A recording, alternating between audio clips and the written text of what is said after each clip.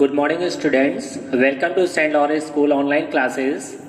I, Vineet Vajpayee. Today we are going to start chapter 2nd of class 7, that is atmosphere. As we know that the basic components that are essential for the life possible on the earth, atmosphere is one of them. First of all, introduction of the atmosphere. What is atmosphere? So atmosphere is the most important domain of the earth. It is mainly made up of air, which involves the earth all around and in every direction. The atmosphere is held in place by gravitational force of the earth. It means atmosphere is a mixture of different gases. As you know that many gases like nitrogen, oxygen, argon, carbon dioxide and ozone and many other dust particles and water vapors, they all are present in the atmosphere of the earth, and it is held around the earth by the gravitational force of the earth. Next, we understood what is the composition of the atmosphere. As we know that air is a mixture of different gases and dust particle. It is mainly composed of the following gases.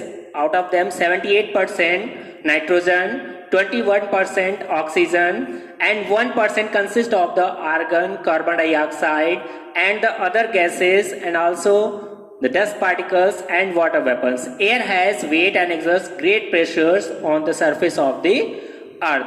We can feel that pressures in the winters and the summers. We see that the air pressures is recorded by the instruments and how it exerts the pressure on the surface of the earth.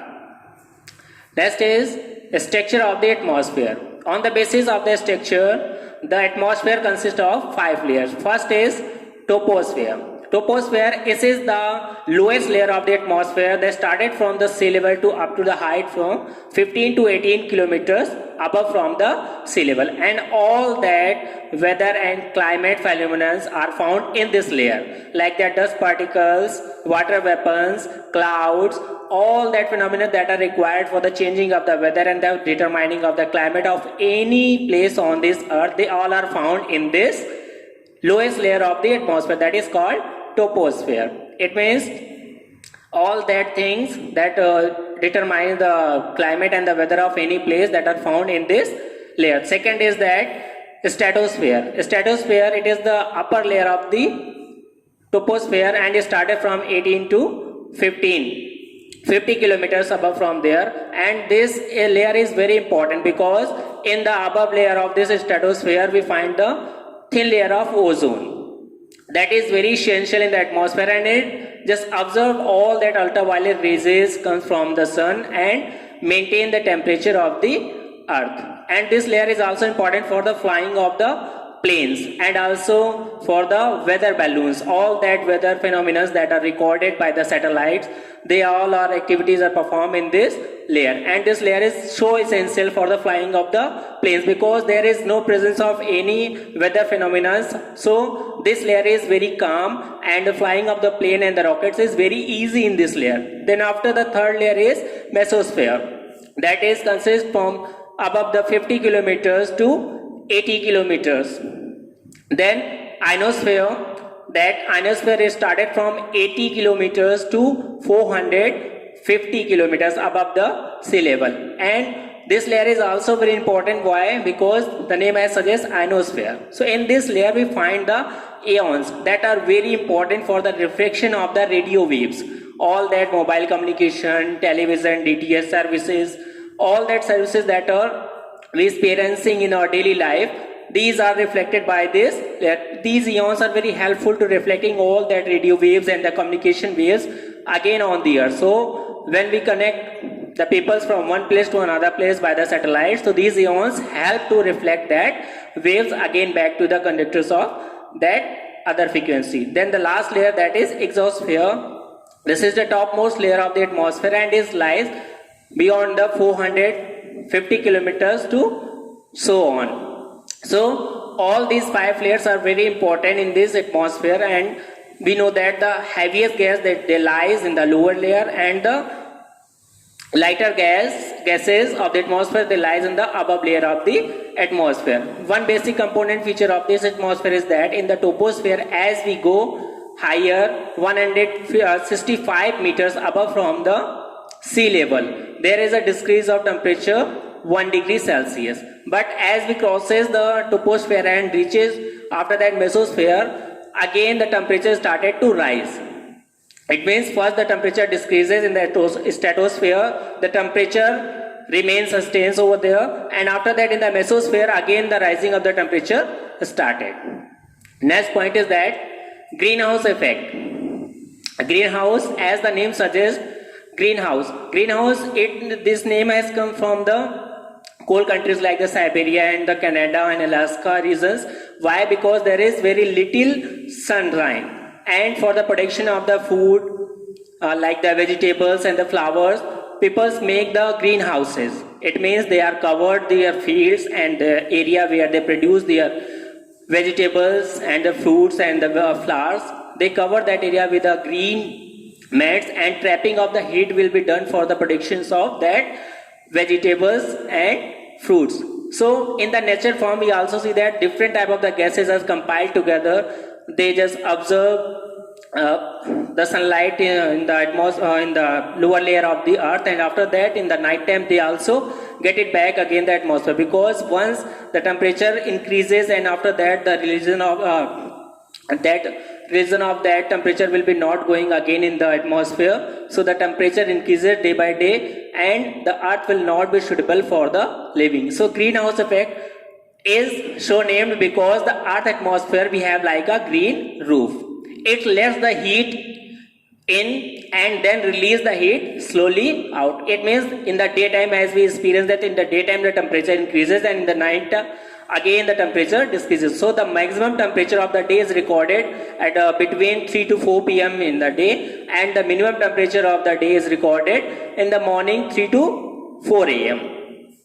Many scientists and environmentalists attributed this global warming to the greenhouse effects. Without it, the earth would be a frozen wasteland. If the atmosphere was not there around the earth, so it will be a frozen land, because the trapping of the heat is very important, because of maintaining of the temperature. Suppose that if there is no atmosphere, no air blanket is over there around the earth, so what happens in the daytime when the sunshine is over there, the full energy of the sun reaches to the surface of the earth, so the temperature increases very high.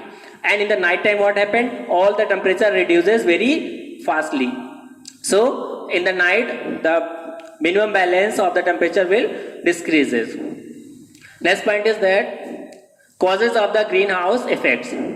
First point is that the greenhouse effect is caused when certain gases released in part through human activities rise in the atmosphere and tap the heat. Carbon dioxide is the largest contributor to the global warming, as it holds the largest share among the greenhouse gases in the atmosphere. So human activities and the natural activities also, but human activities is contributing the large part of the global warming, because the composition of the air gases is very important. If we increase one particular gas and decrease some other parts of that, so it don't be effective for the person. It started to defect the person, humans and plants life. Next point is that global warming. Global warming means the rise in the mean global temperature to a level which affect the life forms on the earth's surface. The feature responsible for this warming may be both natural and man-made. Ozone in the upper atmosphere is major factor in making life on the earth possible. Here are the two features are given there, both natural features and the man-made features. Natural features in the before, if we go back 5 to 6 months before, we have see that the forest fire in Australia, they started to burn huge measures, and the carbon dioxide that is releases, that was a natural fact. Sometimes the eruption of the volcanoes, they also release some harmful gases in the atmosphere and disbalance the composition of the atmosphere. But the human activities are very key factors to decreasing the proper balance of the atmosphere gases. Like that, industrialization had taken place, and after that industrialization we are using that natural resources at a very rapid speed, and we are not carrying fossil fuels, and burning of the coals, all that things, day by day, motor cars, everything is running, and the carbon dioxide is releasing on a huge manner, and so that it is just started to making a trapping heat of the earth atmosphere, and this started to increase the temperature of the earth surface, that is known as global warming. Next point is that causes of the ozone deplections. As we know that ozone is one of the basic components of the atmosphere that make it possible to sustain the temperature of the earth surface.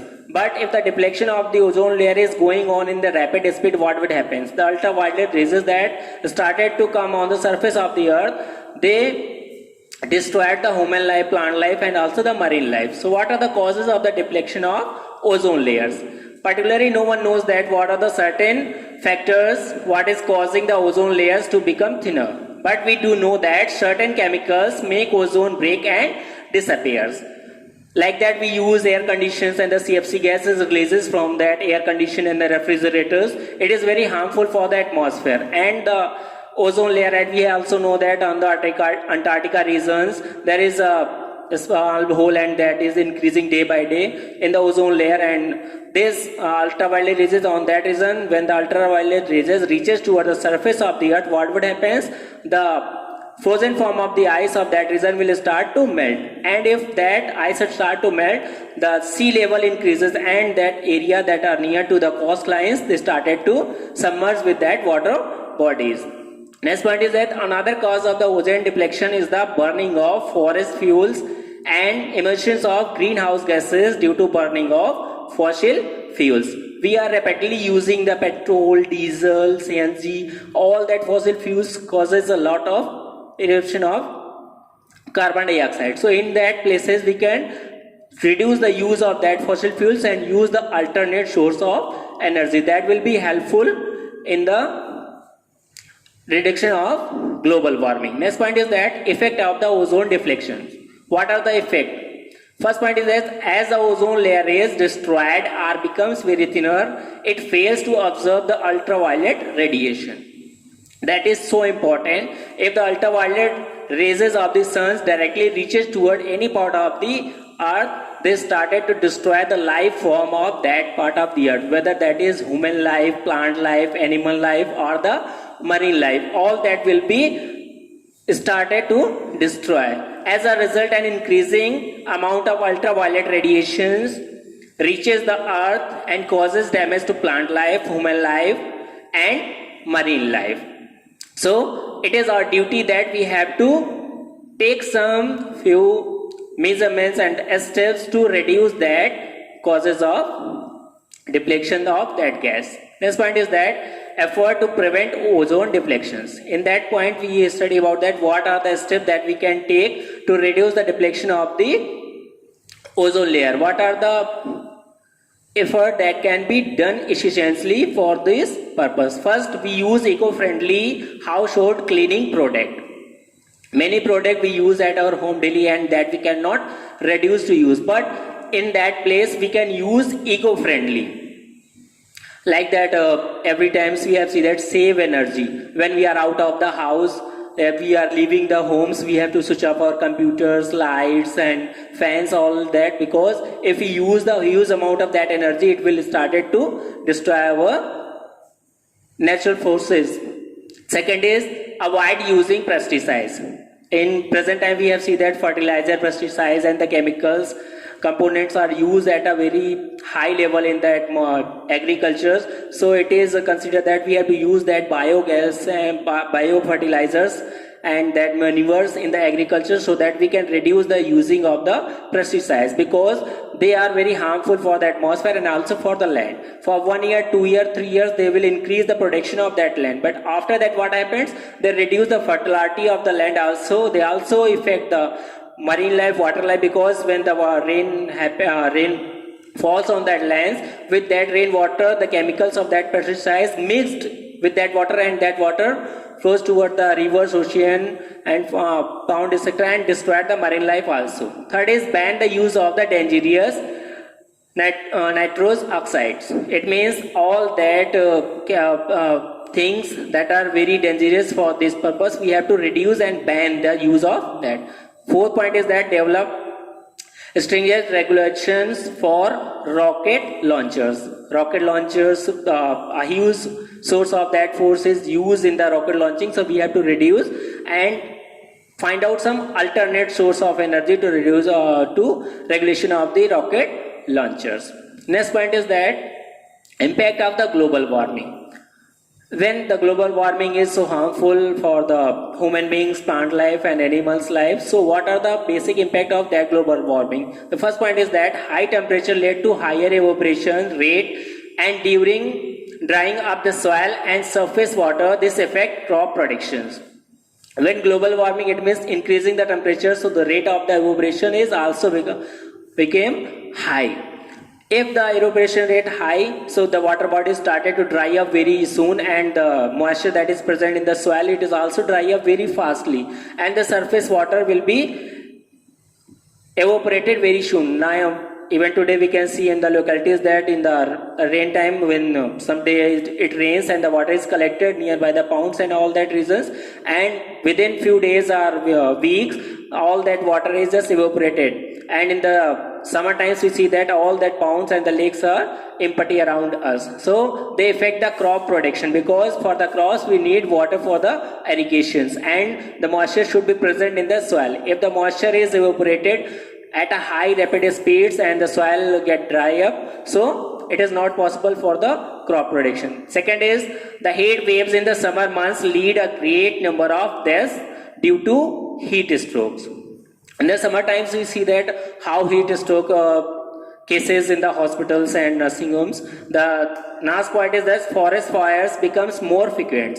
In the rising of the temperatures, it is more frequent that the naturally forest is rubbing off that branches of the dry branches of that trees, increasing the forest fire. Next point is ways to reduce global warming. What are the ways how we can reduce the global warming? We need to decrease emission of the greenhouse gases by reducing the burning of fossil fuels such as coal and petroleum. Next point is that by planting more trees to increase forest cover, we can reduce excessive releases of the carbon dioxide in the air. For that we can use afforestation, reforestation and ban the deforestation. Next point is that international effort. Many international effort has also taken for the global warming and to control that global warming. The first is that the United Nations Framework Conventions on Climate Change. It is a council that is formed by the United Nations. Second is the Rio Earth Summit in June 1992. This is the most important summit that is made on this global warming. More than 20 developed countries have signed a treaty that they reduce the releases of the carbon dioxide in the atmosphere and they maintain their level. The third point is that the Kyoto Protocol, and the fourth is the global environmental faculty. So these are the international effort that has taken to reduce the global warming and to save the environment. So this is the end of today's class. Hope you all have studied well. Thank you.